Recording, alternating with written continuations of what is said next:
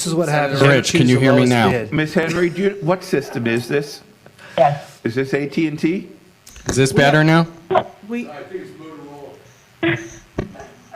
have a combination of things going on here today. So can you? Okay. Yes, Zoom, yes. So can you try again? Okay, can everyone hear me now? Okay. Okay. Yes. Okay.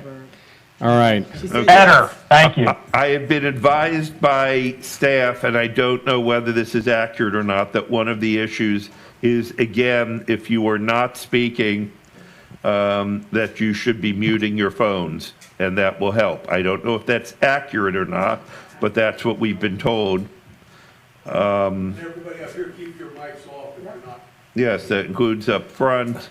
Okay, And Commissioner Moritas, if you can mute your phone, please. Mayor, I just want you to know we don't have these problems in the city of Fort Lauderdale. I think this is why we need a new building. Okay, Also, for the record, I said muted. Thank you. okay. Okay. So, try again and speak loud. Mr. Cohen. Thank you, Mayor and Mayor. So at the last UDPA meeting, Excuse me 1 second. Can you hear him on the phone? Senator Rich, you can Yeah. hear him? Commissioner Sorensen, can you hear him? Yes. Okay, Thank go ahead. We can hear you. 4 delivery methods were discussed at the last meeting. Design, bid, build, P3 and P3 options. It was clear that there was no interest in design, bid, build, which left us with design, build, P3, and hybrid. What we've realized is the best way to accommodate hybrid P3s is by integrating options into a P3 solicitation. By doing so, that presents this body with essentially 2 choices, that being a P3 with hybrid options or a design build, and that is what is before you today. I will tell you that we are already working on accelerating the process. Staff has been hard at work on developing solicitation documents that currently can go in any direction this body directs us to go. Once we get firm direction today, we will then start putting on the final touches for these solicitation documents. We have another item before you today asking for help from outside experts to assist in finalizing these documents, and we'll talk about those when they come up. We're also hoping that if we end up going the P3 route, that's an if, then the P3 consultant that we're asking you for would conduct what is called a market sounding, which will help us to determine if the direction we're going in is realistic from the market perspective. What that also does at the same time is it raises significantly the visibility of this project on a national level and will increase the competition that we will see when we're ready to take in proposals. So with that, Mayor, I bring it back to you. Okay, thank you. Before we discuss the item, AT&T operator, are there any speakers for agenda item 2? And by the way, our reading clerk today will serve as timer in case there are any speakers. AT&T operator, are you there? No, there's no speakers for this agenda item. Okay, there are no speakers for today's item. Before I ask for a motion, I will open the question for discussion by the UDPA. Now, Mr. Cohen, please come back. You're going to be there for a while, I assume. It is my understanding, and I want to set the table correctly, my understanding that our 2 options are in front of us are, number 1, to just do a design build, and if we go that way, then the operation and the financing will be on the part of the county.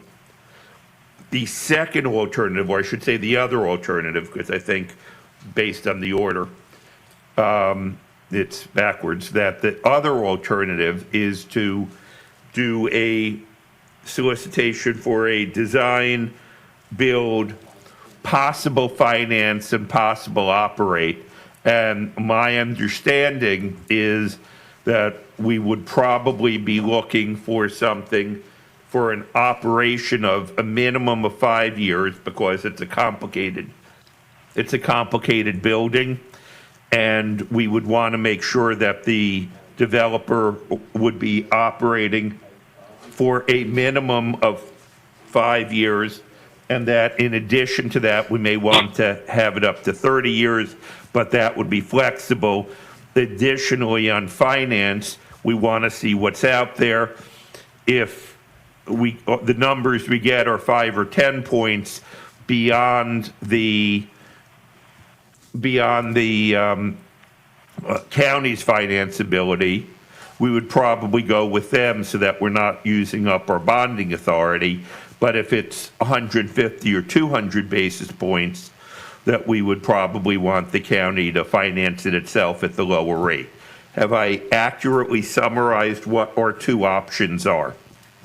Somewhat, sir.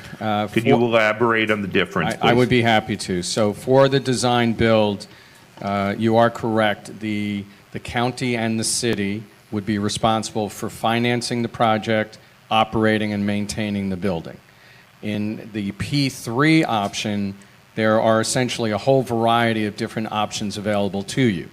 The standard or traditional P3 is design, build, finance, operate, and maintain. But we have structured the motion statement, and the solicitation would be structured in such a way as to provide us with a variety of options, as you pointed out. So, and I would point out, as has already happened with the hotel project at the convention center, we went in with the intent of having the developer finance and own the hotel, but after their financial package was presented to us, we realized that it would be it was not a good deal for us. And we were able to show you quite clearly that it was better if we financed and owned that project. We would go through a similar analysis in this process. We would look at the financing rates that were provided to us and present you with the options. And if you want to go with a DBOM, meaning that we finance instead of the developer, that would be one option. There are other options that staff has been talking about now, which would give both the city and the county the ability to pursue different paths while still maintaining the partnership structure that we are anticipating pursuing. But in order to do any of those things you're describing, we need to vote for option A, which gives us that freedom, as opposed to option B, which is a straight design build. Is that correct? That's the way it appears in the written documents. Well, in option B, because we're responsible for finance, there could be options available to the city and the county to pursue within the parameters of us financing it. We have not discussed or explored those at this time. Okay, dokie. Let me ask you if there's any questions. I see Commissioners Bogan, Ryan, and Holness in that order. Are there any city commissioners that have questions? So just raise your hand, wave, do something to attract my attention. I'm watching you on screen. Okay, Commissioner Furr. I see no city commissioners asking. Anyone else? Or let me begin. Commissioner Bogan, you're recognized, sir.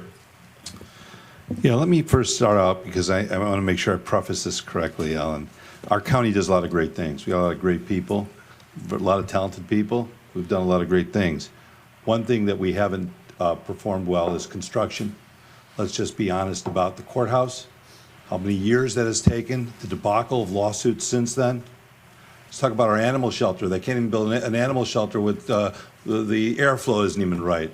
Talking about lawsuits at the airport. I would strongly hope that commissioners recognize that we're, as in anybody, we're strong in certain things and may not be strong in others. And to let somebody else finance, maintain, operate the building and get it done while we're alive. I'm not trying to be joking, but you know, if we want to give it to, if history usually repeats itself and, you know, you look at a track record, I really would strongly recommend some type of P3 option where we are not involved in building the design and build. And I know, and the one thing that, Alan, you said that bothered me was, you said you will hire a consultant to see if that's the way we decide to go, you're saying that the consultant would determine whether that's the best course. Those are the words you used, something like the best course. And I want to just make sure, if this body determines this is the route, if the body determines this is the route they want to go, a consultant, I assume, would be hired to determine the best way to proceed, not to determine if our choice is the best choice. That is correct, Commissioner, the way you are stating Okay. it. Okay, so my only comments is that, I mean, I'm sorry to bring this up again. Fort Lauderdale, realized 21 months ago we wanted to just build a courtroom in the courthouse. It's been 21 months, nothing's been done. I mean, we could go on and on and on, and we need a building. We need a new building. And unless we want to be, to talk 10, 20 years from now, because of all, historically, this thing will take forever. As I said, we're good at a lot of things, but historically, you look at a lot of the projects, and it's been a debacle. And I think that we should do what we are good to do at, and especially if someone's got their own money into the game, and they got their own sweat in the game, and they got it, I really, hope that we can lean toward letting someone else take it and run with it and use their money, and those are my comments. Show Commissioner Bogan's comment says in favor of option A. By the way, City of Fort Lauderdale Commissioners, again, if you wish to speak, just wave, I can see you. Next, Commissioner Ryan, you're recognized, sir.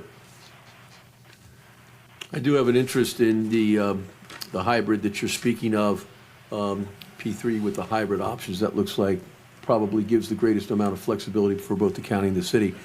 I don't want to go through some kind of historical analysis of our construction projects in the past, but I will say that in the previous comments, what was left out was how we are doing it with the convention center expansion and the headquarters hotel. I think that's the best evidence, as it's the most recent project and one of great complexity. And I believe the county is doing a magnificent job there.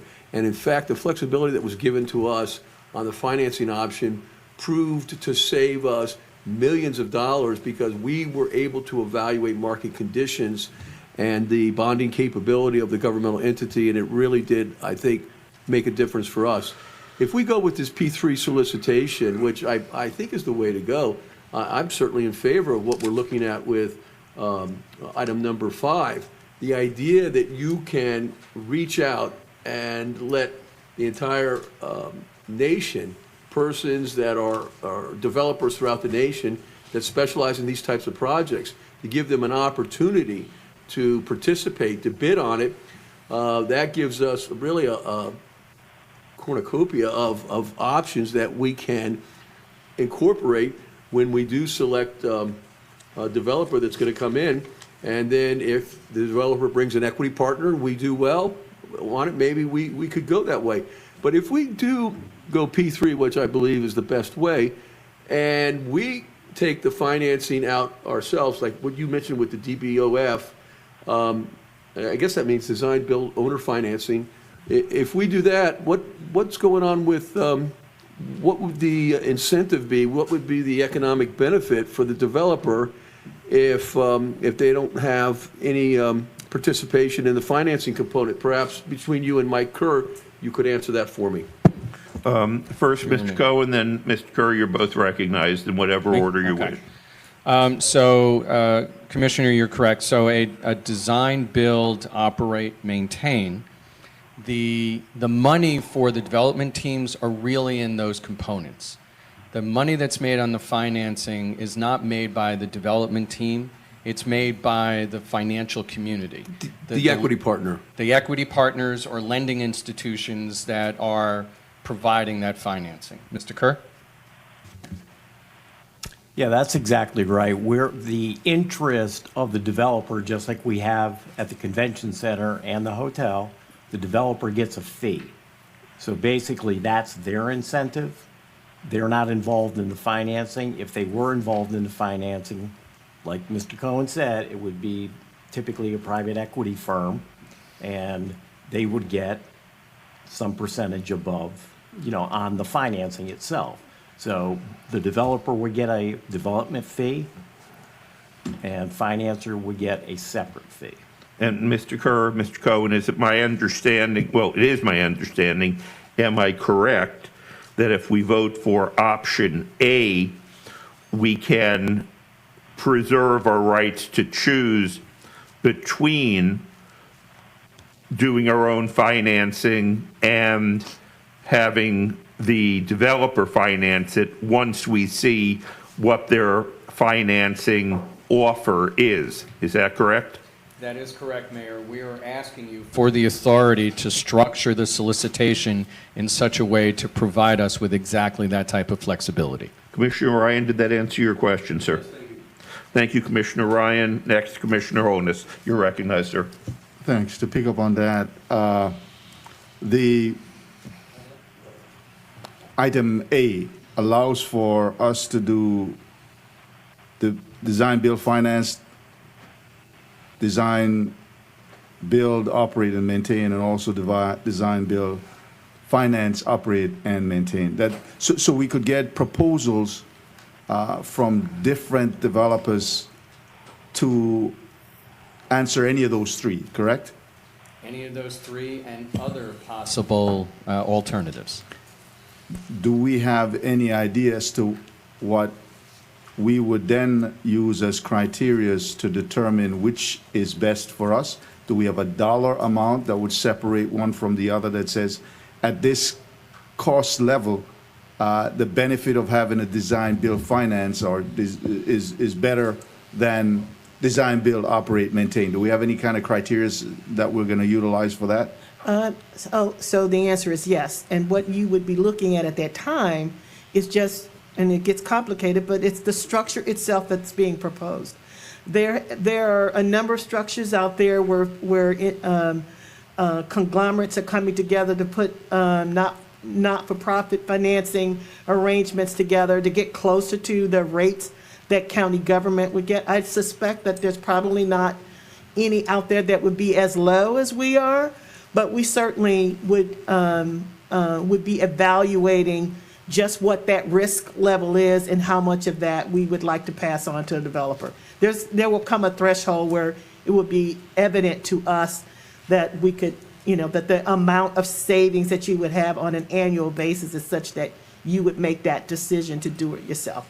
So you're speaking more to the finance side of it, and I get that. Okay? But in terms of if someone came in and they're going to do the design, build, finance, and not the operate and maintain, do we have any kind of criteria that we're going to utilize to say, well, they're going to build it for us at $1 million, 10 million below what the other person's going to build it for? So therefore, we can make up the difference if we were then to operate and maintain it ourselves. So actually, the reason that we are asking for some assistance in the development of the solicitation document is because you want to be clear about what the O&M responsibilities are, and that's a cottage industry in and of itself. So we would have the solicitation document written in a way that you can evaluate apples and apples, particularly when I suspect that all of the respondents would probably submit all three alternatives for your consideration, and we would separate them out so that you could have, I won't say a la carte, but something similar to that. Because if we look at it and it makes sense to the city, it makes sense to the county for us to do one way or the other, that's the direction we would certainly bring back as a recommendation to you. And I think that in previous conversations that we've had, with the market changing every day, today you wouldn't know what that threshold is, but by the time you get ready to either do your permanent financing or the like, you would certainly have a better feel for that. Okay, and finally, are two items. One is if we get into contract and they're operating and maintaining, and for some reason we don't like what they're doing or we want to make changes, we have flexibility that will be built into the contract. So one of the reasons you would, again, you would have assistance in developing that portion of the contract is such that you are clear about what the standards are. Because where you get into trouble is what standards you're using for operations and maintaining. We contemplate that this building would be highly technical. And I would say to you that today that we would need to bring on resources that would have that expertise, particularly since we may not have it and probably don't. But you would write the solicitation, you start with a 5-year, you wouldn't do anything less than that because you want your team, the county and the city, to make sure they're learning as this building is maturing so that we would be in a position that if we were not happy at the end of some period, let's say it's 5 years, that we have that ability to take that on. We could take it on ourselves or we can bring in another firm. But you would write the solicitation in the with that in mind, that you want to be able to, if you're not happy for some reason, and you can get that back. And my final question, in terms of CBE participation, are we at 30%? Where are we with that? I don't think that the documents are drafted No, I yet. understand. No, we have not drafted the documents yet, but clearly CBE participation will be required. And at this point, we don't know. Some of this project will have federal participation in it. If you recall that we're looking to do the bus terminal as a part of that. So the CBE participation is going to be a little bit complicated, and we don't have that answer for you today, but we will when we bring that project back. Well, if at all possible, wherever we can, I'd like to see us set a goals of 30% So for CBE participation. Okay, so as we you know- did with the convention center. Okay, so you know that they use a process to determine what that goal should be. I understand. Thank you. We reached it at 30% at the convention center hotel expansion. So this is the construction structure for the most part, understanding that there is federal participation that would limit our ability to ask for that. But I think we could reach that also. Okay. Thank you, Commissioner Holness. One of the issues, we're all going to have some issues. So, for example, I've raised the issue, I wanted to make sure that all of the operators understand that they'd have to be paying the living wage. I mean, now that's my issue. I'm not sure everybody agrees, but all of us have issues that we will be raising at the point in time that this comes back to us. I still have Commissioner Fisher, and Udine in that order, but since I haven't called it any city yet, let me immediately recognize Mayor Trantalis. Okay, Mayor Trantalis I'd showing his like to- normal courtesy. I'd like to join whenever. Who said that? Commissioner Sorensen, okay. Thank you. Whenever. Thank you. Yes, sir, I'm adding you to the list. So Commissioner Trantalis showing his normal courtesy and being put in order instead of accepting my offer to move him up. So I now have in order Commissioner Commissioner Fisher, Commissioner Udine, Mayor Trantalis, and Commissioner Sorensen. If there's anyone else, if not, I'll call on you. Just raise your hand. Let me recognize Commissioner Furr. You're recognized, sir. Thank you. We're at the point in this process, we know what the function is of this whole building. We've taken our time, been methodical about it, know the scope of it. Now comes the form part. Form follows function. And what I really want to see is what the architects will bring to this. This is there's one chance to get this right.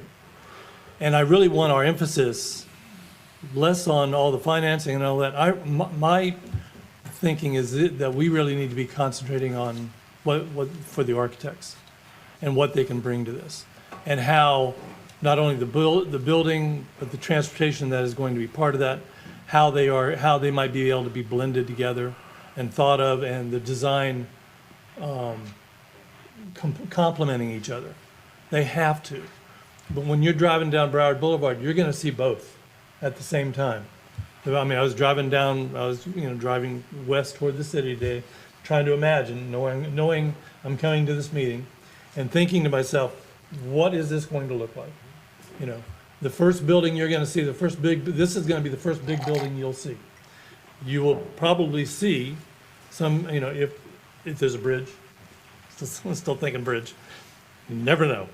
But if there's a bridge there, then that needs to complement it and make it really look good and stand out. So there are architects that don't necessarily, they don't always come in packages with other builders. They are often, some of the most imaginative architects are out there on their own. And I don't want us to limit that. I want us to be able to speak to any architect that can come up with a great plan, with a great idea that presents itself, and then go to that next step. There are not many public buildings that are skyscrapers, that are city halls. I have not been able to find one. They are normally smaller in nature, you know, 5, 6 story. There aren't any. When you look, there's hardly any. This is going to be unique. The second part that I'm a little concerned of with regard to P3 is most public buildings that are civic buildings, the city hall, the town hall, the government, are not, you know, they are unto themselves. And my concern with P3 is that I'm not sure how how they make their money on the other end of it. If they're leasing it, you know, who are they leasing it to? And how do you make sure that it doesn't present a conflict? How do you make sure that you're not renting part of the space to an engineer, to a lobbyist, to a lawyer that would maybe have gotten first dibs on that space? I don't want that. I don't want to see any place where there is any possibility of conflict. When I look at the People's Building, that's the People's Building. It is not, you know, there's no logo up there. There's nobody's, you know, this isn't somebody else's building. The more classic buildings and the more historical buildings that one would point to are not owned by someone else. They are owned by the people. They are owned by, it is a government project, you know, throughout the country. So I am not yet convinced of the P3 nature of it. I'm open to it, but my biggest concern, my main concern, I hope that's all of us is that we need to make sure that we make a statement with this building, that the architect is the first thing, and the best way that we can open this up to proposals, because you can guarantee any architect worth his salt is going to want to do this project. This is going to attract, not only in this country, you'll find architects want to do this from around the world because of the nature of it, because of the unique nature of it, because of the blending of skyscraper, transportation.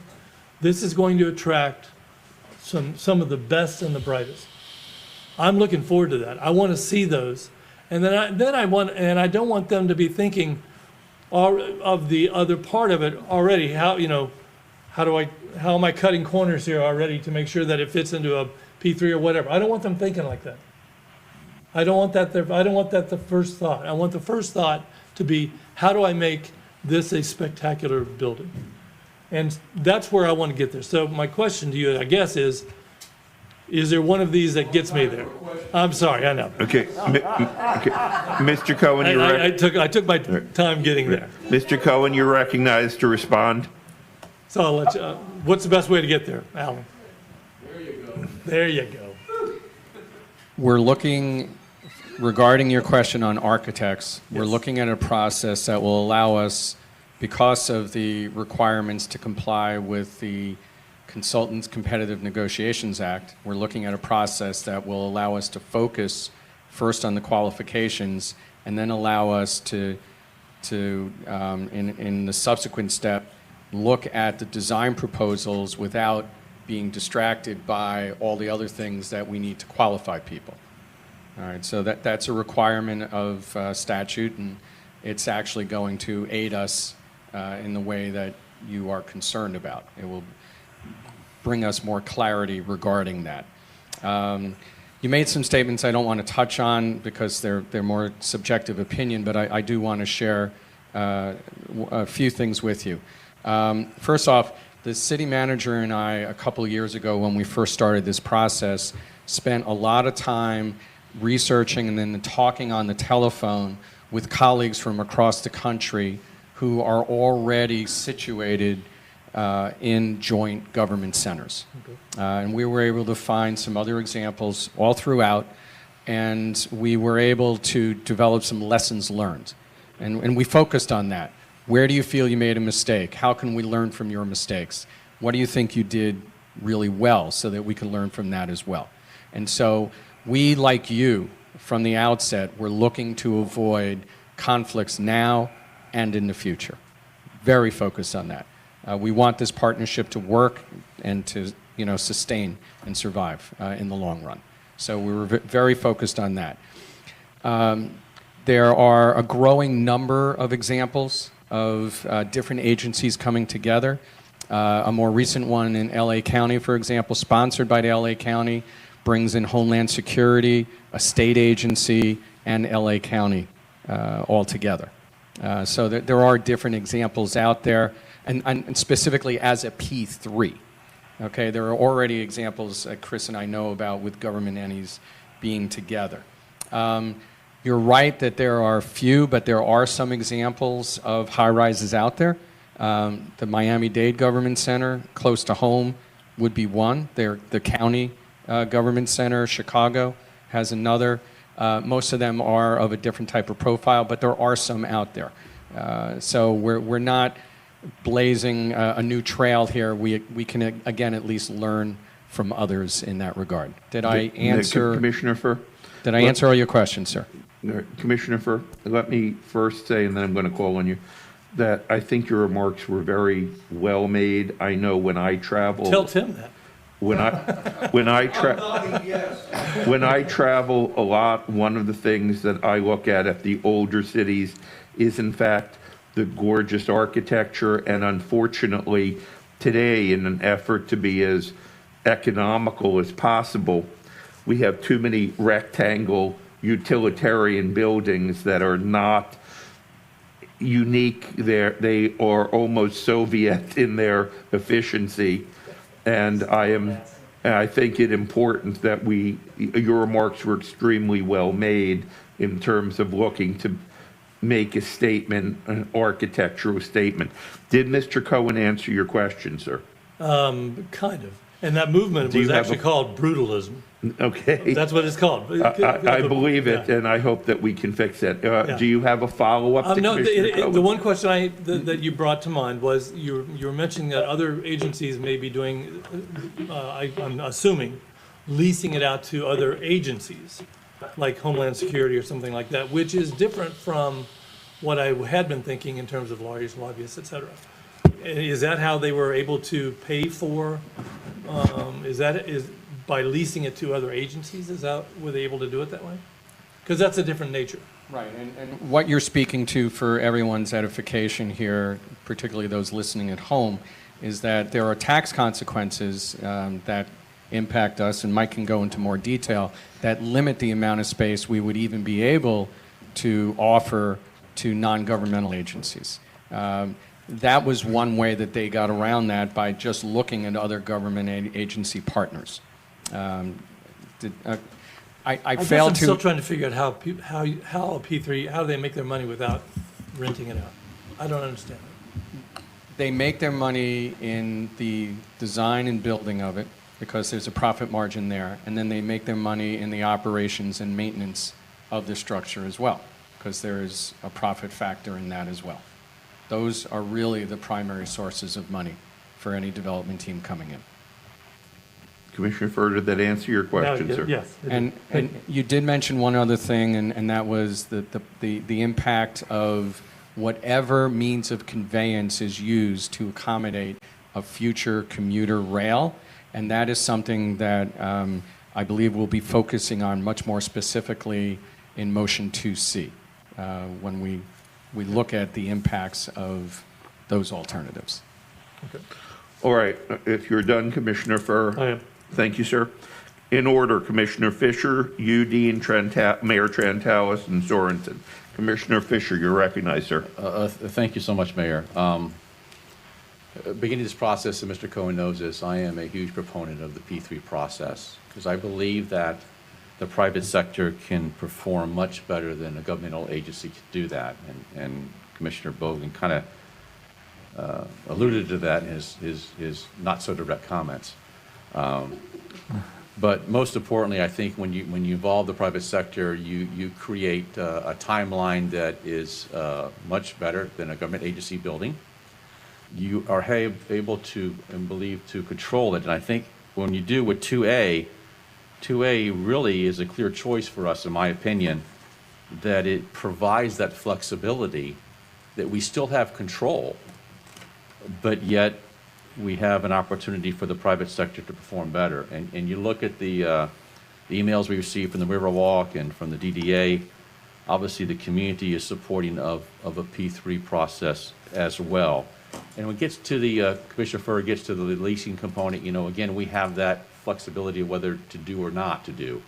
Agree with the statement that needs to make a statement, but the leasing, I think, is the least worries, and talking to other developers in this marketplace, that's only an option, at the end of the day. So, and it was more of an option that if they build additional space that you don't need now, but could use in the future, you could fill it with some sort of a tenancy at that particular deal. And I think you'll find that the firms, and I'm obviously ready to notice the world that this is available for a P3, if that's the way we go, hopefully we do, that I think you'll find that not too many firms out there can compete and perform.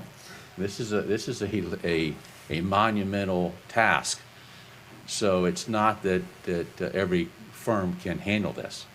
So I think, again, we want to notice the world, but I think at the end of the day, our proposals will be somewhat limited just because of the capabilities of those firms to be able to perform. I think the professionals are necessary. I agree with number 5 that let the professionals come in and help and assist us to ultimately make that RFP, so there's, time is money, and obviously we, like Commissioner Bogan says, we want to be alive when this is built. So I think hiring the professionals, hiring the private sector can only assist us at the end of the day to get where we would need to be. So I would hope and assist, and Mayor, whenever you're ready, I'd like to obviously move A and C too at that appropriate time. So that's my thoughts. Thank We you. have several other speakers, but thank you, Commissioner Fisher. I'll get back with you. Are you done, sir? Yes, sir. Thank you. Commissioner Udine, followed by Mayor Trentalis and Commissioner Sorensen. By the way, Commissioners Moritas and McKenzie have shut their cameras, so I can't see if you want to speak. If you do, please turn your camera on and wave or yell or something, and I'll be happy to recognize you. Commissioner Udine, you're recognized, sir. A lot of what I've said has already been said, so I'm not going to repeat it. So just briefly, I just would add, from my own personal point of view, I think that the best way to do this is under subsection A, going out for a P3. But I only believe in doing that if we approve subsection agenda item number 5, because I think there must be independent eyes outside of the city of Fort Lauderdale, the county. I don't think we really have the expertise, because adding on to what Commissioner Furr said, this is how the money is made on that. It's internally the way it's done, in how they're going to operate it, how they're going to finance it, and minor little technicalities in the presentation that we wouldn't see could amount to millions of dollars, so that we're comparing apples to apples at the time. The reason that I also like the P3 concept is because just bringing in independent architects to design what's out there, and from what I've seen on the different P3 proposals that have kind of been thrown around and people that have met with us already, it's very architecturally pleasing what they've been showing us so far. I mean, I think Ziskovich's proposals that he's put forward and the unsolicited P3 that they've kind of met with on us, it's architecturally pleasing, but I want to make sure that we can design, or they can design, something that they can actually build in a cost feasible, even though that number is going to be ginormous at the end of the day, but a cost feasible way, and get that done. So I'm going to support items A and C. And I'm also obviously supporting item 5 strongly because I think that's the linchpin to the whole thing. Okay, Commissioner Udine, you said that you didn't want to repeat what's already been said, and that's simply not how we operate here in this commission. We always repeat what's already been said. Mayor, yes, Mayor Trantalis, you're recognized, sir. Thank you, Mayor. I'll try not to repeat what's already been said, but It's a requirement. You must do that. can I just say this? It makes me feel really good sitting here listening to what everyone has said today because from my perspective, we seem to be on a similar path. Obviously, everyone has really thought this thing through, which is important to us as a city because this is sitting right in our front yard, and this is probably the most important infrastructure project that we will be engaged in for a very long time. That's visible to the community. I want to say that Commissioner Furr kind of hit the nail on the head for us because it's really important that as you enter the city, that this becomes it's going to be a signature entry feature. And I know that Broward County stretches for miles and miles and miles, but Fort Lauderdale does not. And so what happens here is particularly sensitive as to the look and as to the functionality of what we ultimately design. I think that some of the things that have been brought to our attention before, including Ziskovich, are interesting, but not really what we want because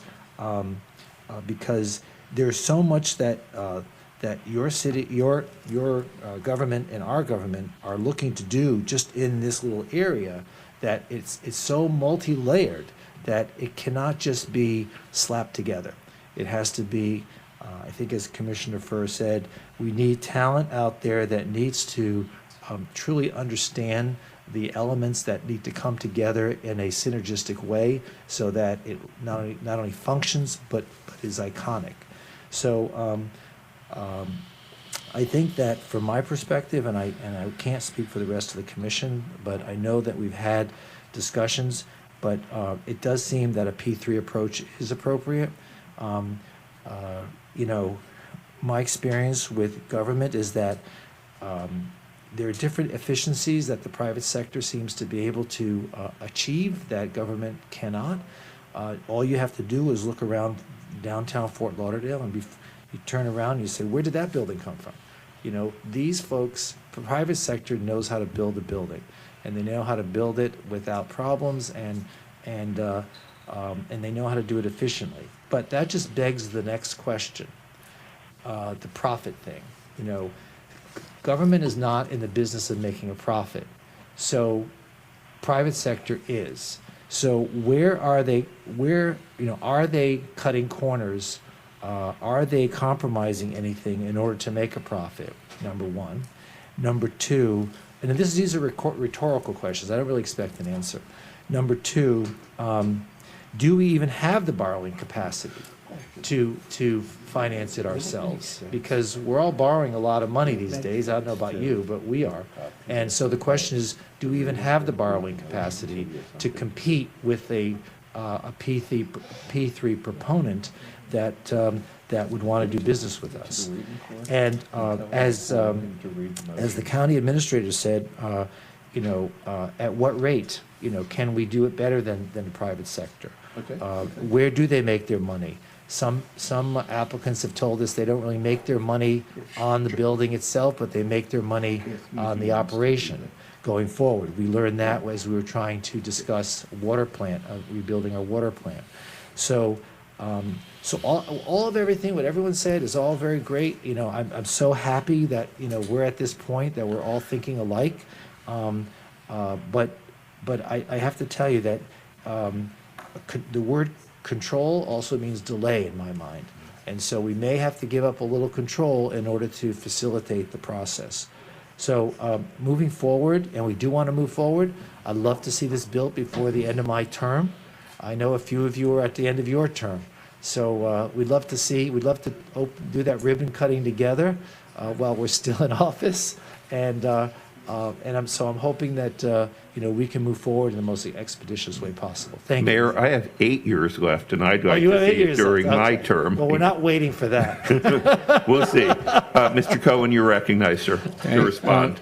Mayor Trantelis, I'm just going to address the first question Okay. you made, because I think it's important for everyone to recognize that it's because we took the time to develop a design criteria package which establishes specifications and standards.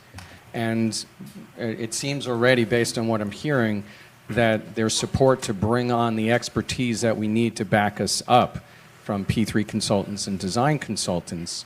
We will be able to hold our development partner accountable to ensure that the standards that we have set are met. Mayor Trantalis, did that answer your question, sir?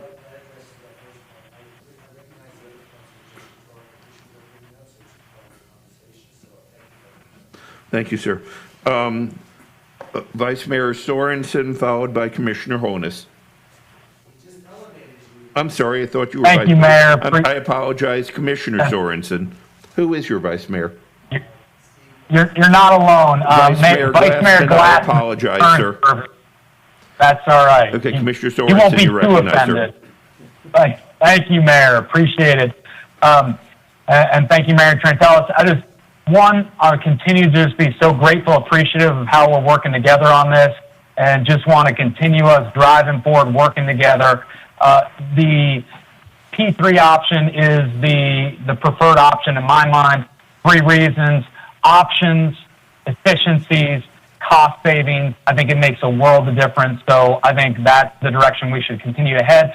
I just want to have, Mayor Geller, I'd just like to have our city attorney and city manager just chime in on that. And I've spoken with both of them, but I just want to, city manager and city attorney, just get your feedback on A or B. Give us quick guidance there. Commissioner Sorensen, you have been known for your desire to have the city and county work together. We appreciate that. Mr. Manager and Mr. Attorney, which order would you prefer to speak in? I guess I'll go first. And Commissioner, yes, you're right. recognized, sir. Thank you, Mayor.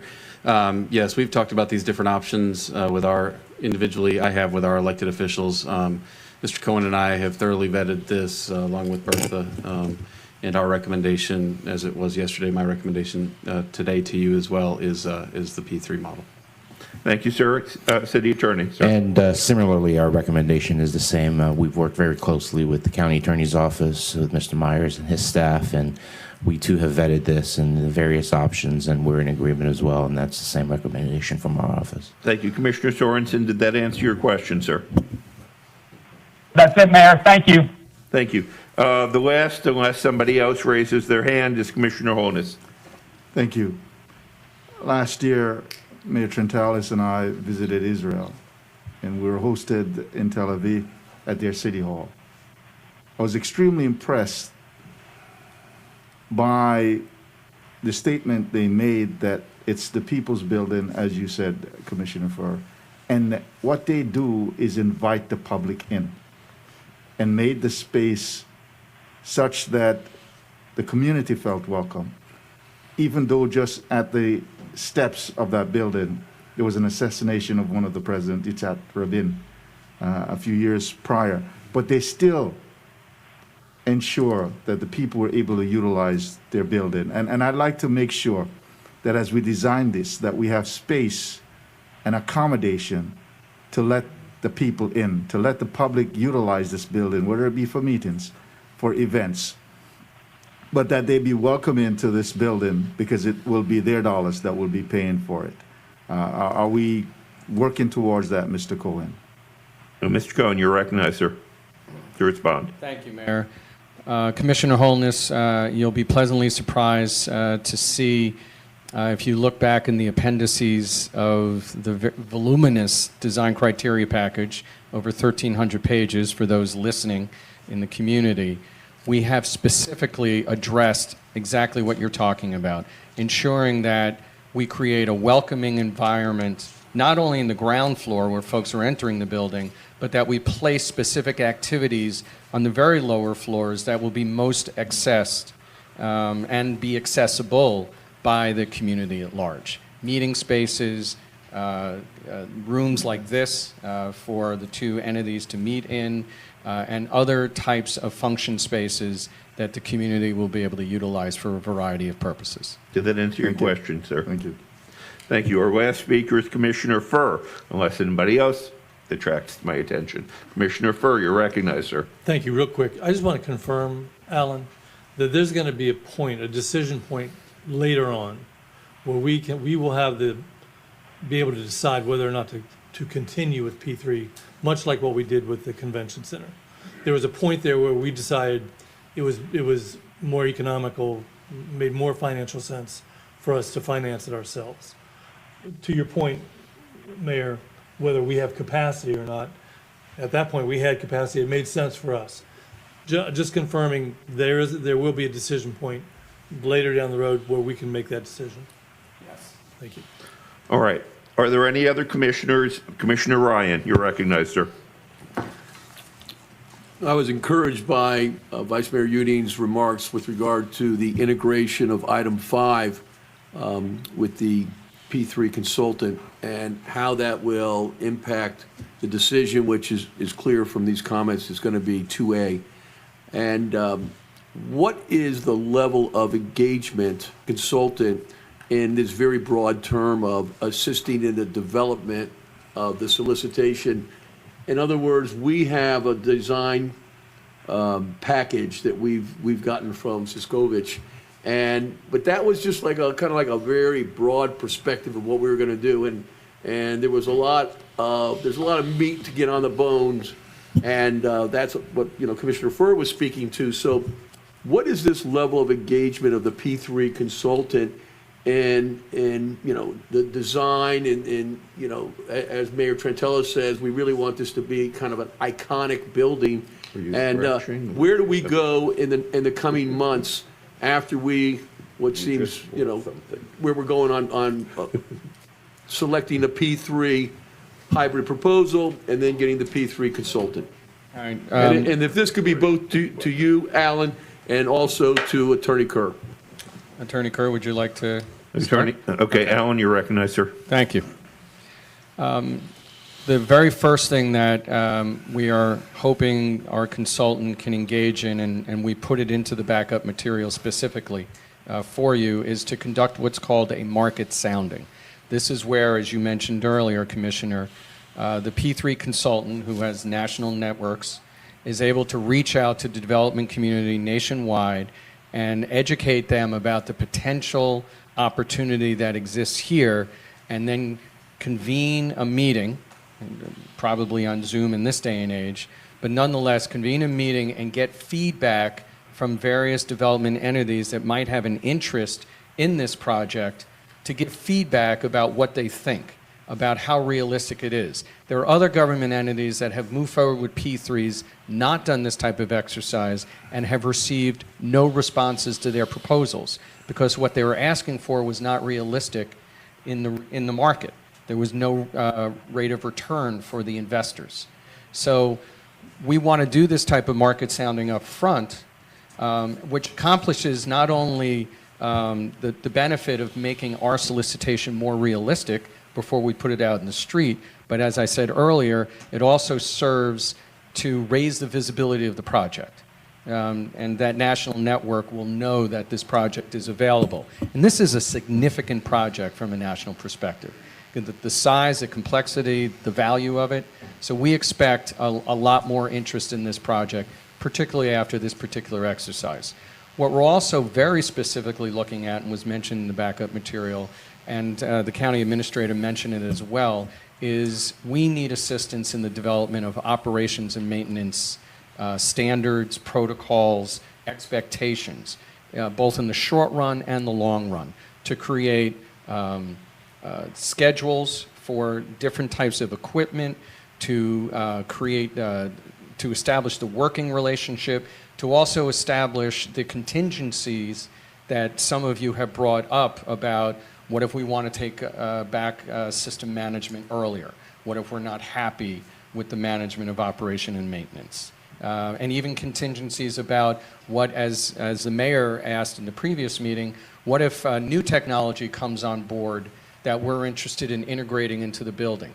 How do we move forward in doing that in such a way that we're going to be able to, we're not going to be taken advantage of by the developer at that time. So there are a number of things, and then there's, of course, on the financing side as well. What are the different contingencies that we should be thinking about? What's the value for money? That type of analysis. There's a whole host of things. And not to sound like Donald Rumsfeld, but there are a lot of known unknowns and unknown unknowns. And we want to leverage that expertise to tell us what we don't know and to help us shape a document that will lead us forward not only in a more informed manner, but a manner that's expeditious so we don't trip over ourselves later on and have to take step backwards. Commissioner Ryan, did that answer your question, sir? It did, but I'd like to hear the legal perspective also from Attorney Kirk. Mr. Kerr, you're recognized, sir. Thank you, Mayor. Commissioner Ryan, basically, Mr. Mayor, if you put me on the list. Yes, ma'am. it's as Alan described, and these folks who are P3 experts, basically, who do this for a living, who do it all around the world, they have access to all the expertise that Alan was just describing, whether it be design, whether it be financial structure, whether it be operations and maintenance. And what the intention is to get them involved as early as possible for development of the solicitation, evaluation of the proposals, and then a recommendation of whichever element it is, whether it's, again, the financial structure, et cetera. Commissioner Ryan, satisfied, sir? That gives me some level of comfort that this P3 consultant stays engaged in the process all the way through the selection of the developer. Okay. Thank you, Yeah. Commissioner Ryan. Senator Rich, you're recognized, ma'am. Thank you, Mr. Mayor. I just want to just quickly, state that I think it is incredibly important to have a consultant involved if we pass this professional public-private partnership. We have not, fortunately or unfortunately, we have not done that here in our community. This is an unprecedented project. And the thought of not having someone who has the experience, broad experience and expertise in these projects to guide us, through this would seem, very foolish to me. There are many of these projects. I've been looking around the country. Many of you, I'm sure, have. There have been many of these projects that are incredibly successful. And I just think that it is an unprecedented opportunity for us not only to have this incredibly significant project, but show that that there is we live up to the nomenclature of being collaboration county. That we can show that our government, both of the county and Fort Lauderdale, can work in collaboration with the private sector and produce and deliver on this joint project. So I'm in favor of moving ahead with the same things that pretty much everybody has said, but also making sure that we do include a professional consultant for the P3. Thank you, Senator Rich. Is there any other discussion? Commissioner Udine. Vice Mayor Udine, you're recognized, sir. I'll second Commissioner Fisher's. I was not yet, a little, but I've got you down. The motion is by Commissioner Fisher, second by Commissioner Udine, but we're not quite there yet. Is there any other discussion? Is there any other discussion? If there is no other discussion, we will now consider motions. In order for any motion to pass, there must be a minimum of 5 affirmative votes from the County Commission and 3 affirmative votes from the City Commission. To reiterate, we have 2 alternative motions from which to choose. Reading Clerk, please read the motions.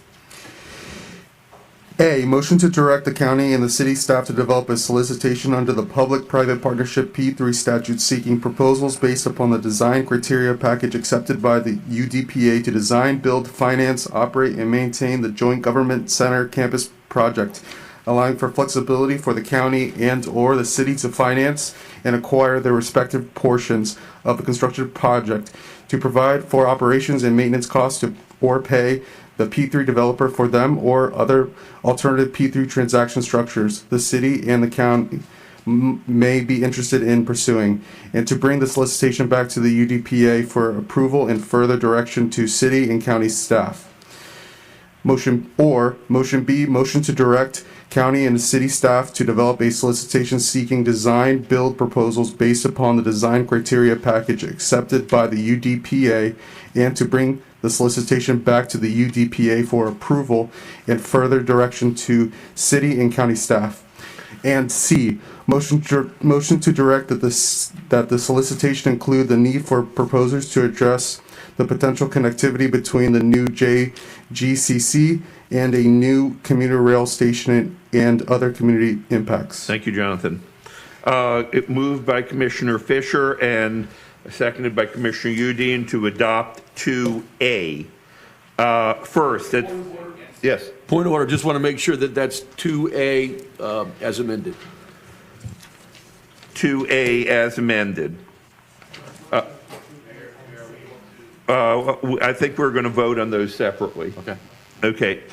So first, as to the county, we are voting, the motion is to approve 2A. All those in favor of approving 2A, please signify by saying aye. Aye.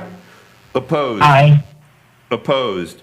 Show it adopted unanimously by the county. Now as to the city, Mayor Trantalis, please proceed with the city's vote. Okay, does everyone understand the motion? If there are no questions, all those in favor of approving letter, I guess it would be 2A. As amended. Please, as amended, right.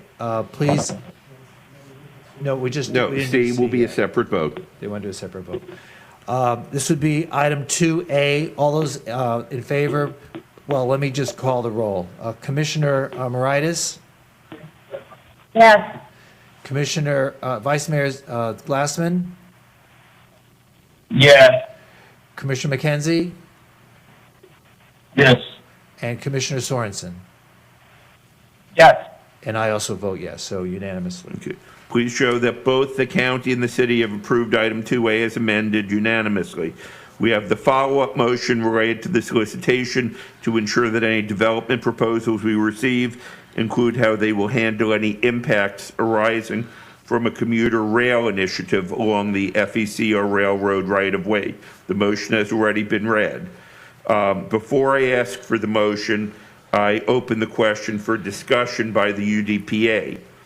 Is there any discussion? If not, is there a motion to approve, moved by Commissioner Holness, seconded by Commissioner Fisher? I will again go to the county first. This is a motion to approve item 2C. All in favor of approving item 2C, please signify by saying aye. Aye. Is there any opposition? Is there any opposition? Show it passed unanimously. Mayor Trantalis. Thank you, Mayor. So do you all understand the motion? Any questions? Yes. There being none, Commissioner Moritas? Yes. Vice Mayor Glassman? Yes. Commissioner McKenzie? Yes. And Commissioner Sorensen? Yes. And I also vote yes, so it's been unanimous. Good. Please show that both the city and the county commissions have voted unanimously in favor of item 2C. Our third item is on the agenda is a motion to amend the interlocal agreement between the city and county. I will call on staff to make brief remarks. Mr. Cohen, you're recognized, sir. There are very few but important changes in the ILA. Most importantly, we're changing the cost share formula as originally agreed upon to reflect the proportional footprints of the two entities. Also important is that there is language and a mechanism to update those proportions as we get closer to actual build-out. There's also an expansion of a definition of services, and there's also an item recognizing that there's a heliport that might have an impact on the design of the building, and the parties are recognizing this and will work together in the future to address it as needed. Thank you. Before I have any further discussion, let me ask if the city manager and city attorney both agree with this. Great presentation. I have nothing to add. Same, we agree. All right, for the record, the city attorney and city manager both agreed. Before we move and discuss the item, AT&T operator, are there any speakers for agenda item 3? We do not have any speakers for agenda item 3. Thank you. Please show that there are no speakers. Is there any discussion? Okay, Commissioner Holness, discussion on agenda item 3. Mr. Cohen, I have a brief question. We will be able to adjust as we go forward depending on the size of the footprint. That is correct, sir. Would that then be retroactive or would it be just going forward? It is intended to be retroactive from this point forward. Okay, thank you. Are there any additional questions? Are there any additional questions or discussion? If not, is there a motion? Commissioner Holness moves approval, seconded by Dr. Sharif.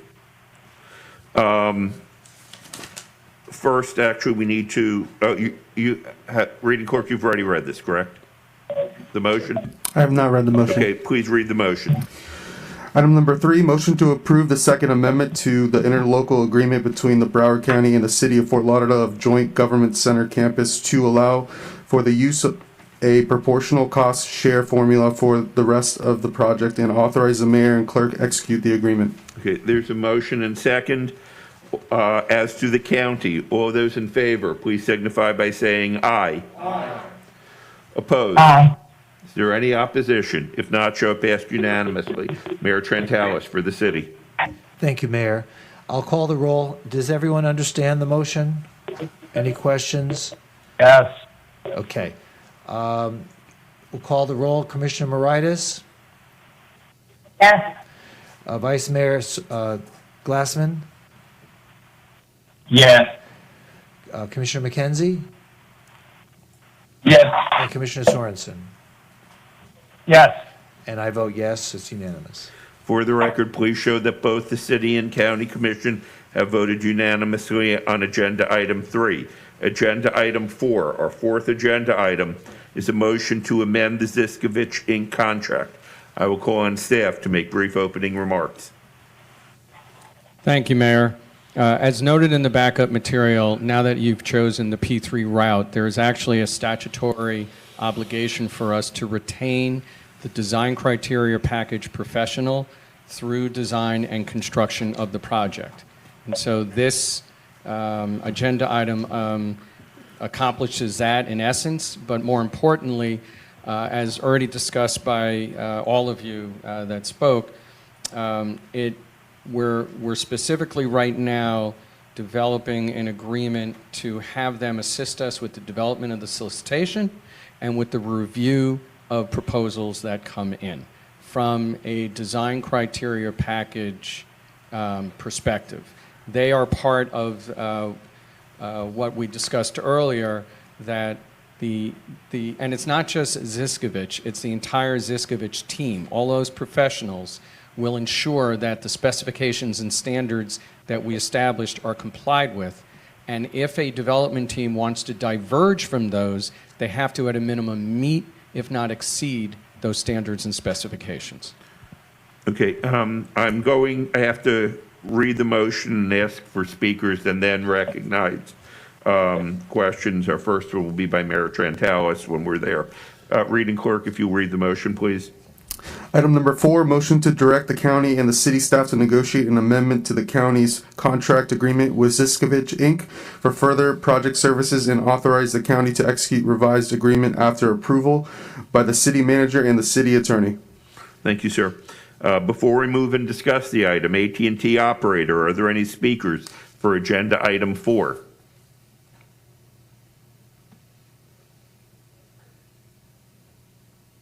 AT&T operator, are there any speakers for agenda item 4? AT&T operator, are you out there?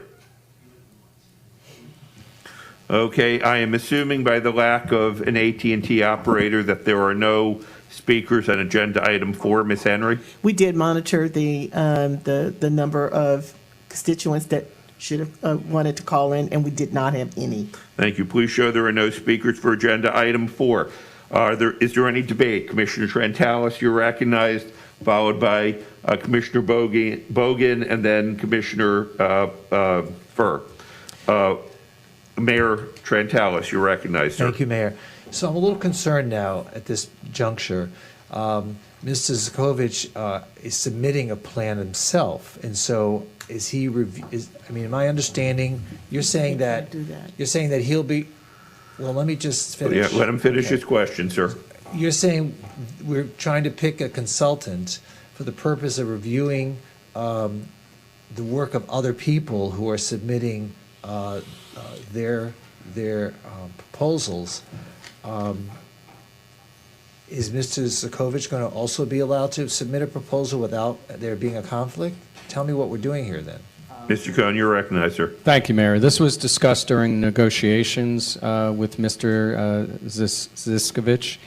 He is precluded from participating with any development team that provides us with a proposal. His role moving forward is only advisory to us as the DCP professional consultant. So he cannot submit a development or design proposal on his own or as part of any development team that submits. It's a conflict of interest.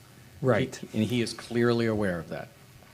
Okay, because Commissioner Udine mentioned his name earlier, so we now understand that he's not in the process then. Commissioner Udine's remarks at the time were just to show that we saw different designs, and for illustrative purposes, Mr. Ziskovich had presented us with some renderings of what the building could look like, all right. but those were conceptual in nature and not intended to be part of our competitive process. Okay, so he's out of the running then?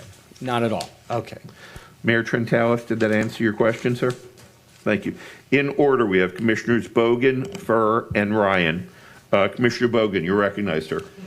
Yeah, hi. So, Alan, if you are recognizing that Zukovich has a conflict, and even prior to you negotiated, he can't be involved because he has a conflict, why wouldn't you want to use some separate entity, which I'm not sure if the mayor was trying to get there about that. I kind of feel like if you're recognizing there's a conflict, and they can only be involved in advisory, why don't we use some other professional as, again, leading to Commissioner Udine's comment on number 5, let's get an independent company that has no conflicts.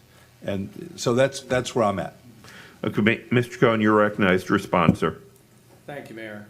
The only conflict that he has is in regards to submitting a competing proposal. He is not conflicted in any way in providing us with advice, and as a matter of fact, the P3 statute clearly requires that the DCP professional that developed the design criteria package is retained and utilized by the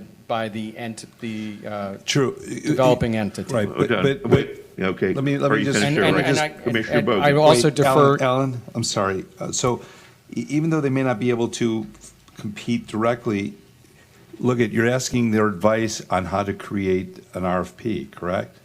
A proposal to the street, right? Yes, sir. Okay.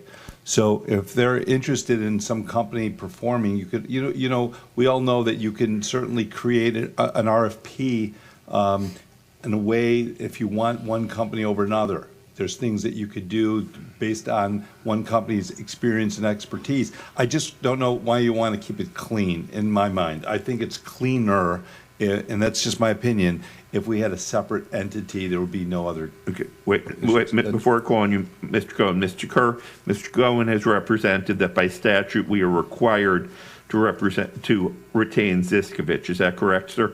There is a specific provision in the P3 statute that you must retain the DCP professional, Ziskovich, through design and construction. It does not say what you must retain them for.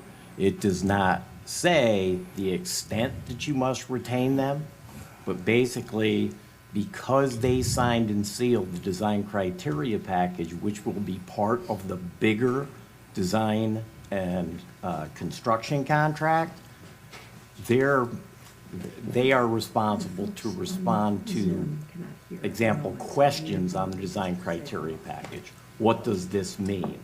But again, we can either include them in the creation of the solicitation, or we can rely on the P3 expertise. Mr. Chair, I'm going to stop this for a moment. Let me question. Commissioner Sorensen, can you hear me? Welcome to AT&T's teleconference service. Please enter your access code, followed by the pound sign. Okay, Commissioner Glassman, can you hear me now? Vice Mayor? Vice Mayor Glassman, can you hear me? Commissioner Sorensen, can you hear me? Right, okay. They're reconnecting. To join the conference as the host, you are joining your conference as a participant. For a menu of available commands, press *#. Your connection is now in listen-only mode. Okay, Commissioner Moritas, can Your you hear line me? is now unmuted. Commissioner Moritas, can you hear me? I can hear you, but nothing else going on. Okay, Commissioner Sorensen, can you hear me now?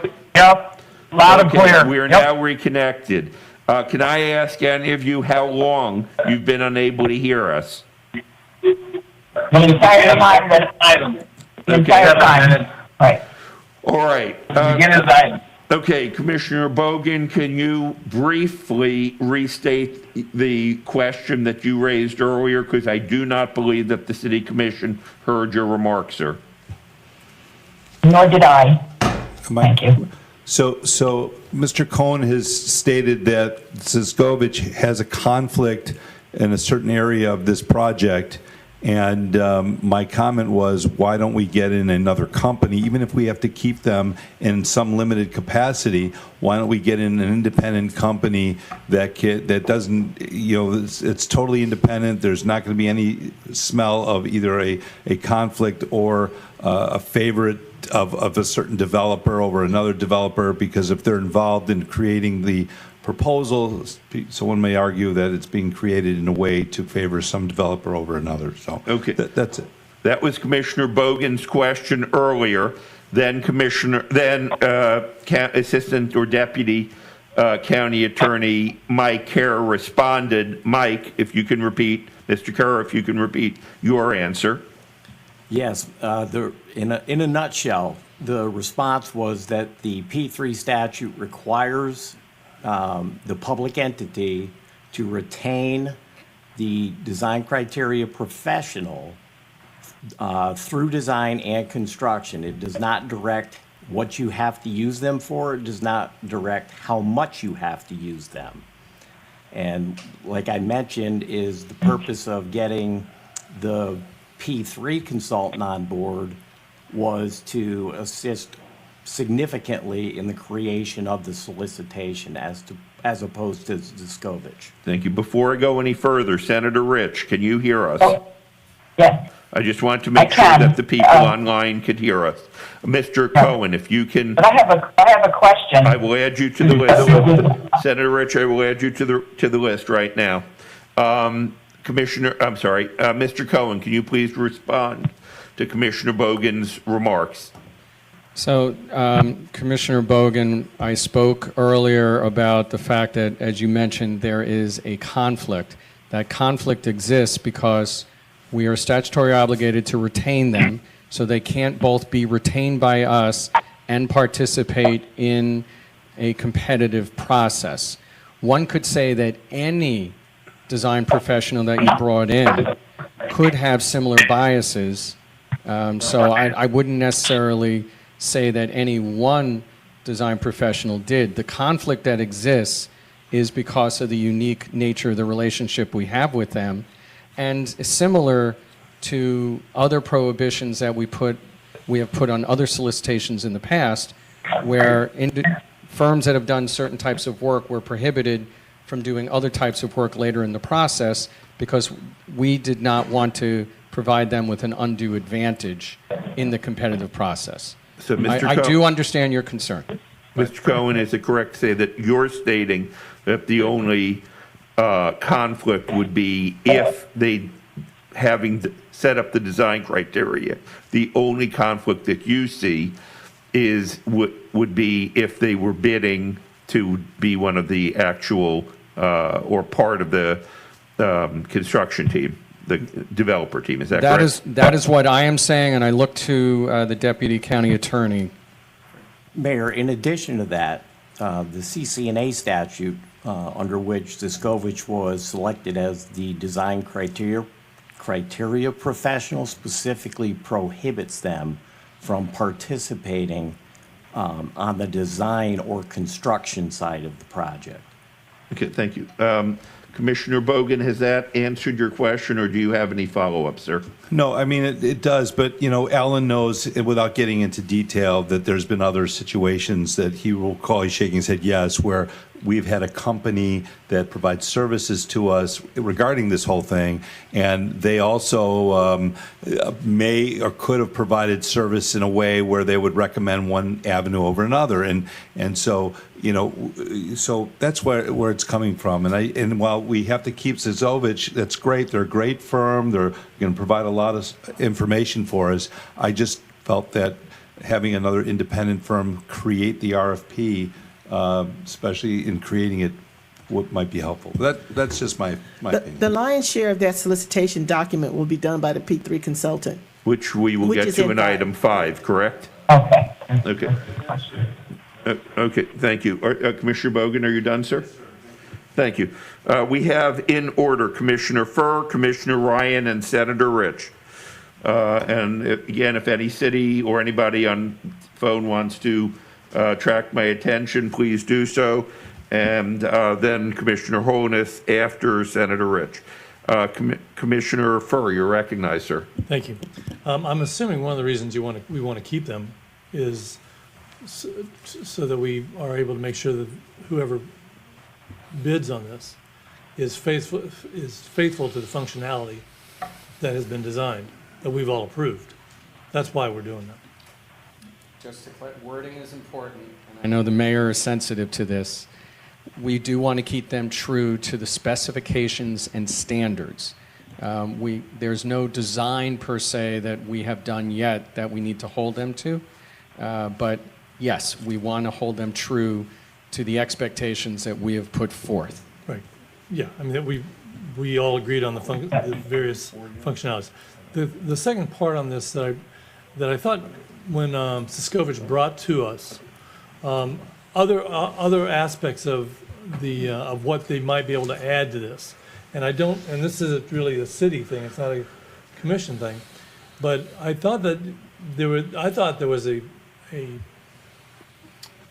kind of a need for a larger planning around that area based on some of the transportation, all the different parts that might be falling into place. And I wondered if with this, they would be able to add that. It's really a city issue, because it's up to you all whether or not you want to do more of a master plan. But it's hard to imagine some of this design taking place without that. You know, based on where bus routes would be going on Broward Boulevard, you know, up and down Andrews, and how it all comes into place. So I liked what Siskovich was starting to present to us. He did it on his own dime at first, and showed us what some of the considerations were. It sounded like it kind of fell on deaf ears, but I'm just throwing it to you all if there was any consideration of that.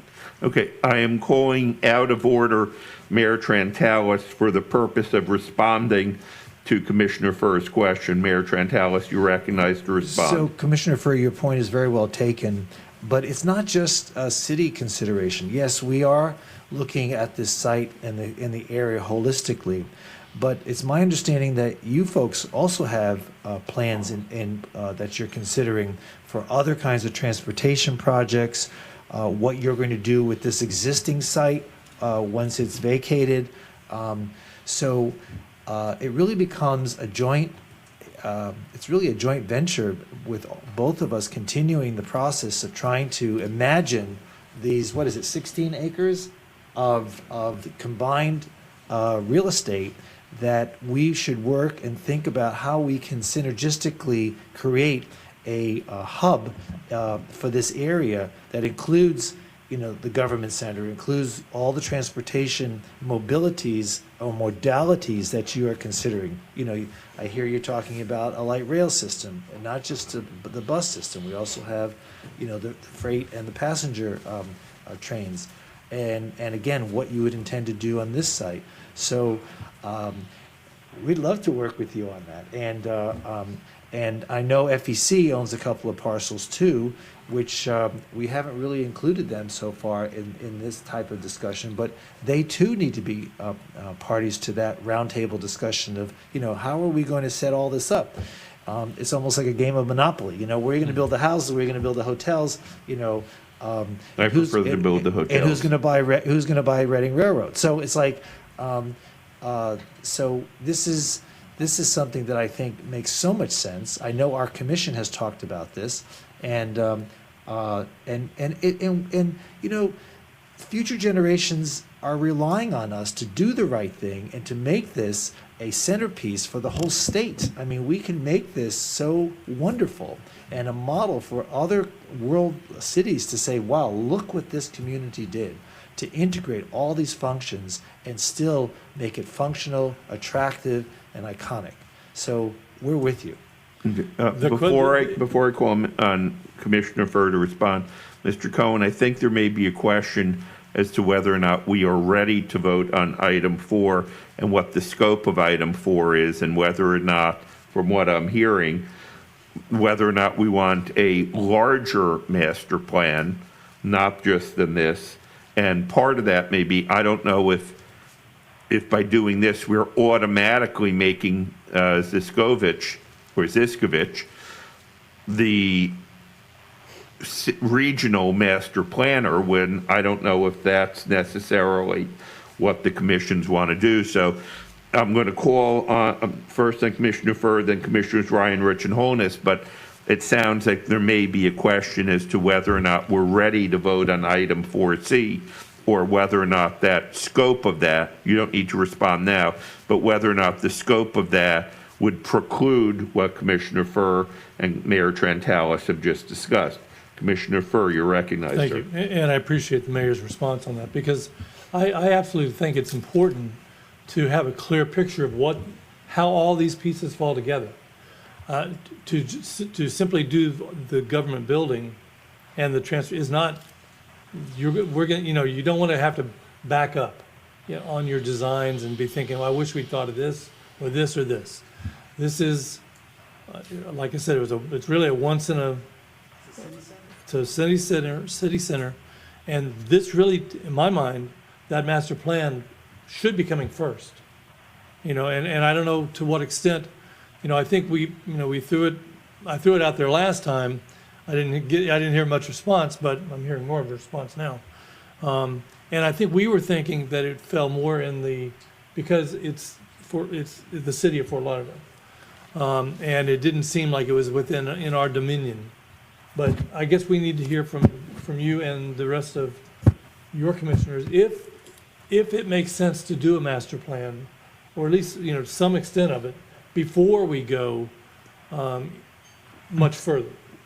That's really a question I'm throwing out to. Okay. And Mr. Cohen, at this point in time, again, I will call on Commissioners Ryan, Rich, and Holness next, but to respond to the issue raised by Commissioner Furr and comments by Mayor Trantalis, is there anything in item 4 which prevents what Commissioner Furr is discussing about, if we want a larger regional master plan, should we not approve item 4 now and bring that back later?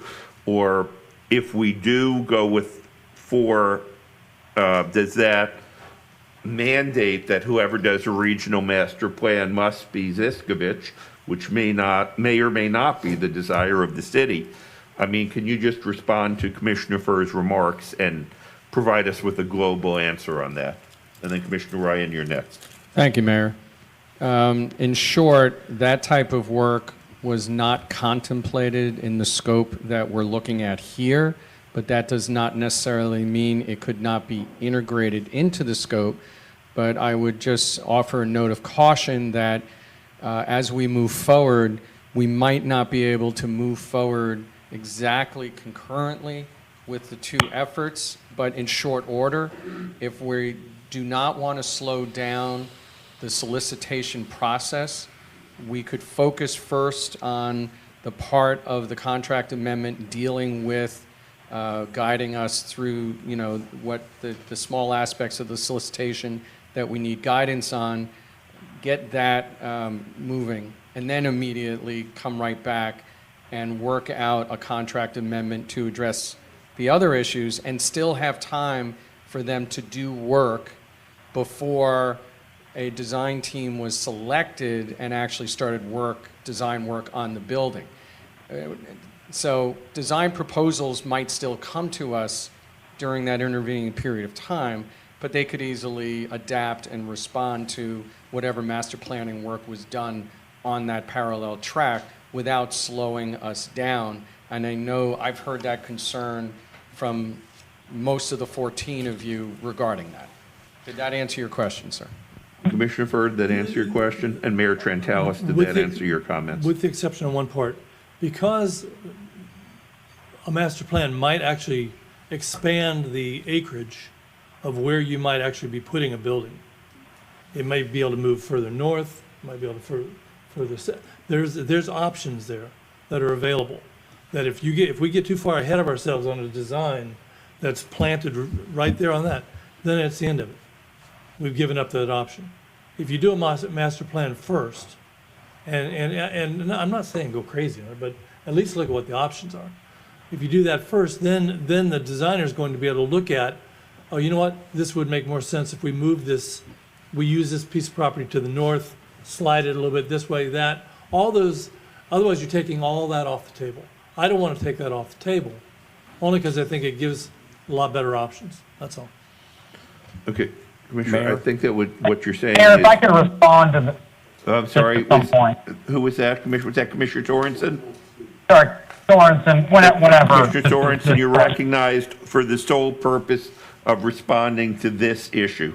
And then I'll call on Mr. Kerr, and then again, Commissioner Ryan, I promise I will call on you. They're just discussing this issue, responding to this issue. If your comments are responding to this issue, let me know. Otherwise, I will call. Yep. Okay.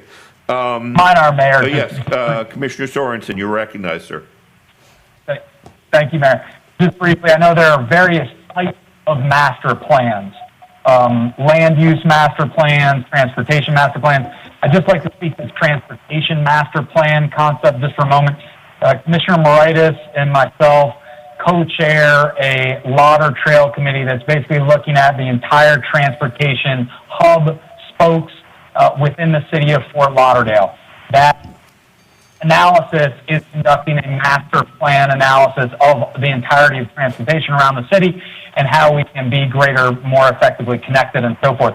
That's actually going on right now. We're doing that now. So I think that would, at least from a transportation standpoint, really take care of the need for a master plan. And we can, as soon as those findings are complete, we can absolutely share them. But that's coming to fruition very quickly. Thank you, Mayor. Thank you, Commissioner Sorensen. Mike Kerr, you're recognized, sir. Real quick, Mayor. Our office would also want to take a look at the original solicitation for Ziskovich to see if this type of services falls within that solicitation. Thank you, sir. Thank you. All right, if I can move on now.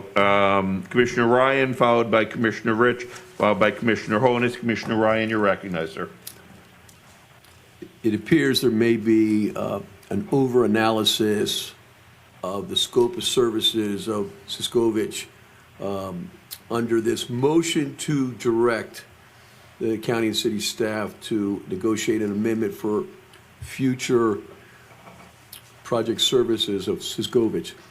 This is, and I think both the city manager and the county administrator have heard this very clearly, is for a limited scope of Siskovich going forward. Siskovich prepared the design criteria package.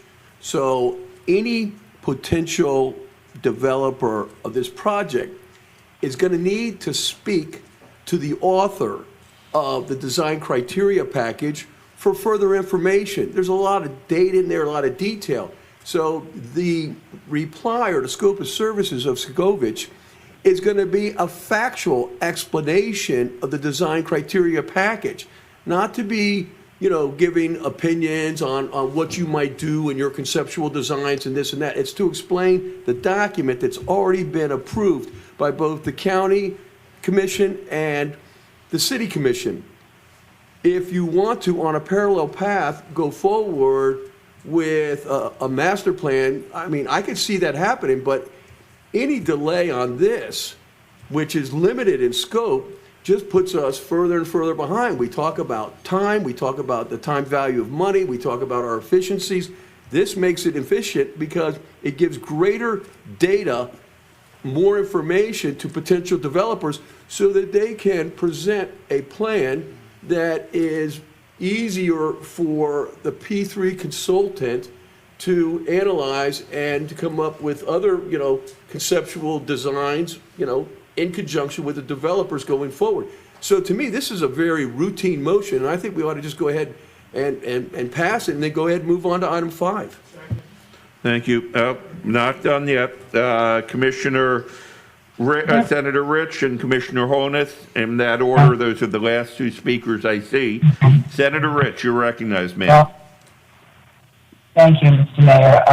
Actually, Commissioner Ryan is right on target with what I'm thinking. I think it was Mayor Trantalis that talked about, he was one of the people that talked about wanting to have this finished before he left office. At the rate we're going with this, if we now don't put a master plan on a parallel track, none of us will be in office when this gets finished, no matter when we came into office. I think that, we went through all this, we're set to go. I'm not understanding, basically what the conflict is exactly. So maybe someone can explain if you want on for the original conversation. But statutorily, I heard that we're obligated to retain Siskovich, that they are prohibited from bidding. I also don't think that they're allowed to have anything to do with the developer. So I'm not really sure what the conflict is, but I think that the bottom line is I think we need to move ahead with this. And if we want to look at a master plan, which I think is a good idea, but we can do it on a parallel track with this and not hold up everything that we just talked about for the last couple of hours. Thank you, Senator. The last speaker, unless I see any others, is Commissioner Honus. Commissioner Honus, you're recognized, sir. Thank you, Attorney Kerr. As to the comments made by Commissioner Bogan as to Siskovich possibly showing favoritism, couldn't we have language in their contract that prohibits them from doing so and penalties if necessary? There already is language in their contract, anti-conflict language. So they would be in breach. Okay, so that's taken care of. In terms of the master plan, I think that is something we certainly ought to do. Looking at the long-term development of our downtown. But I don't believe that we need to slow this process down to include that in any solicitation at this point in time. We need to move ahead and bring that later. Thank you. Reading clerk, please read the motion. Mayor, we are number 4 again? Yes, number 4.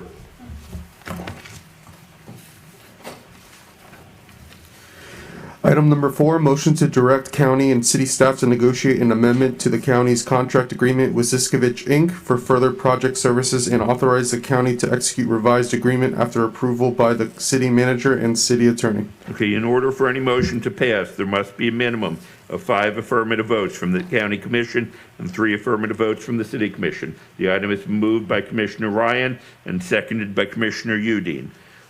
All those in favor, county only, of this motion, please signify by saying aye. Aye. Opposed? Opposed. Show it adopted unanimously. Mayor Trentalis. Thank you, Mayor. Does any member of the City Commission have any questions regarding this? All right, there being none, I'll call the roll. Commissioner Moritas? Yes. Vice Mayor Glassman? Yes. Commissioner McKenzie? Yes. And Commissioner Sorensen? Yes. And I vote yes also. For the record, please show that both the county and city commission have adopted this item unanimously. Our last agenda item is a motion to hire a P3 consultant. I will call on staff to make brief opening remarks. Mayor, I believe that your discussion has captured any remarks that I would make. I agree. Reading clerk, please read the motion. Item number 5, motion to approve county's engagement of professional public-private partnership P3 consulting services to assist in the development of the P3 solicitation and evaluation of proposals, and authorize the mayor and the clerk to approve and execute an agreement with the selected consultant after review and approval of the agreement by the city manager and city attorney. Before we move and discuss the item, AT&T operator, are there any speakers for agenda item 5? AT&T operator, are you out there? I am here. I'm checking really quickly. Thank you. We do not have any speakers. There are no speakers. Let's see, in order for any motion to pass, there must be a minimum of 5 affirmative votes from the county commission and 3 affirmative votes from the city commission. Is there a motion? Second. Okay, moved by, I thought I heard Commissioner Fisher, seconded by, I think I heard Dr. Sharif. Nope? Okay. It's hard to hear with all of these things. Okay, county only. All those in favor of adopting item 5, please signify by saying aye. Aye. Aye. Aye. Please show, is there any opposition? Is there any opposition? Please show that item adopted unanimously. Mayor Trentalis. Thank you, Mayor. Does any member of the City Commission have any questions with regard to this item? Okay, there being none, we'll call the roll. Commissioner Moritas? Yes. Vice Mayor Glassman? Yes. Not to be confused with Vice Mayor Geller. I don't know if you heard about that, Mayor. I did not. During the swearing-in ceremony we had a week ago, Judge Tudor introduced the Vice Mayor as Steve Geller. The chief judge swore me in both as exactly. county commissioner and mayor, but again, I'm more often confused with Mayor Gelbert. You're right. Commissioner McKenzie? Yes. And Commissioner Sorensen? Yes. And I vote yes also. All right, please show for the record that that item has been adopted unanimously by both the county commission and the city commission. Before we adjourn, I would like to thank the city of Fort Lauderdale for their cooperation on this matter. Mayor Trentalis, before we adjourn, do you have any remarks? No, I think that completes the business of the day, and thank you for... Mayor, hold on, Mayor. Thank you. And thank you. Mr. Swanson, just a quick question. When do we next meet? And what are we talking about when we next meet? That's a good question. I don't think there's any subsequent meeting date set. Mr. Cohen, do you have an about? It is our hope that, as previously requested, we will reconvene within a couple of months, and it is our hope that we are bringing to you a solicitation to review, approve, and issue. When last we had spoken, I thought you'd indicated you thought we'd be doing this in January or February. Yes, sir, and so. It's middle December, so middle to end of February. Okay, Commissioner Sorensen said middle to end of February. All right, County Thank you. Commission, please remember we have one quick item to take over, so please do not go anywhere. Mayor Trantalis, would you like to adjourn the City Commission? Thank you, Mayor. So, the city, yeah, there being no further business of the City Commission in this joint meeting, we are now adjourned. Thank you. Mr. Mayor, please show the City Commission meeting was adjourned at 1:20.